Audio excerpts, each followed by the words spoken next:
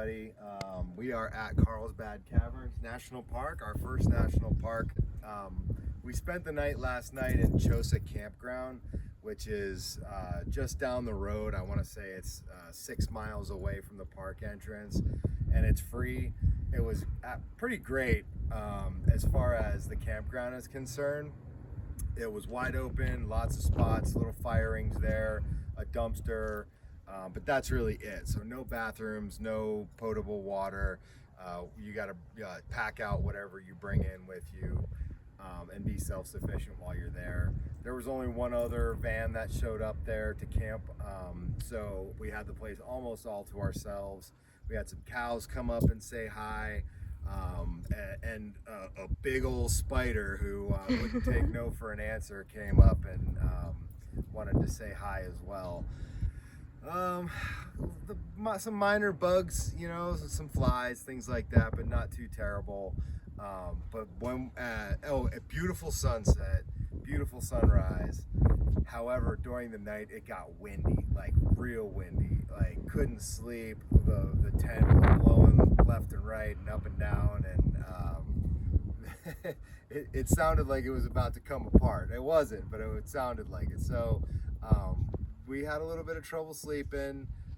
Girls did an awesome job tolerating it and doing their best to make the best of it. Did end up getting a good amount of sleep, so feeling good. But looking forward to the cave tour today. It is going to be cold in the cave. The website says it's going to be 55 degrees.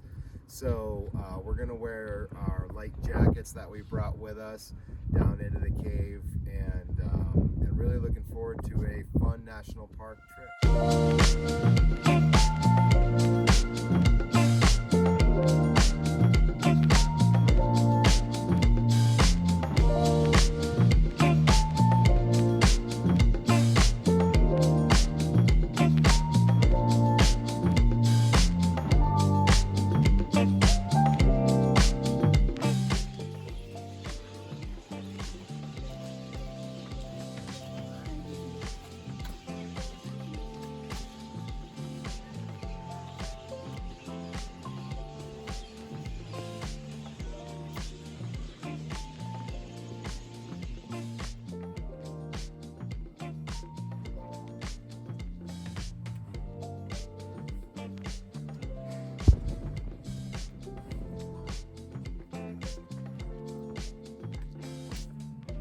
Hey everybody, so we just got out of Carlsbad Caverns.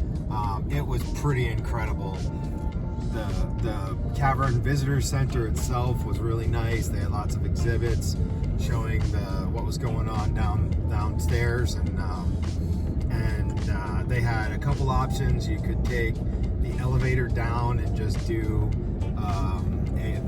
I think they call it the big room, which was very, very doable for somebody with limited, with physical limitations, I should say. And or you could go down the natural cave entrance, and it's a bunch, very steep, bunch of switchbacks. I think they said it was about 75 stories of descent, and so it was great. I was actually terrified as we were going down, and I still get freaked out by big drop-offs. And it was built in the 30s, where they were much less concerned, I think, with people's faint-heartedness. So it was steep. There were places where it looked like there was a sheer drop-off into absolutely nothing. Alice and Eloise didn't seem bothered at all. So I was walking behind them, telling them to hold the railing and get away from the edge the whole time we were going down. But hopefully everybody still had fun. They had a great time. And it was incredible. The cave just kept on going and going and going and going. I'll post some pictures of it to check out, but it was incredible. And coming from the hot desert that has got a crazy wind blowing through it, down into the cave where it's 55 degrees all the time, was very interesting. At times there was a very strong smell of bat guano, but it didn't last the whole time. It was really just as you were going in the entrance that maybe maybe for 20 minutes. You had to deal with that, but you know, that's their home. So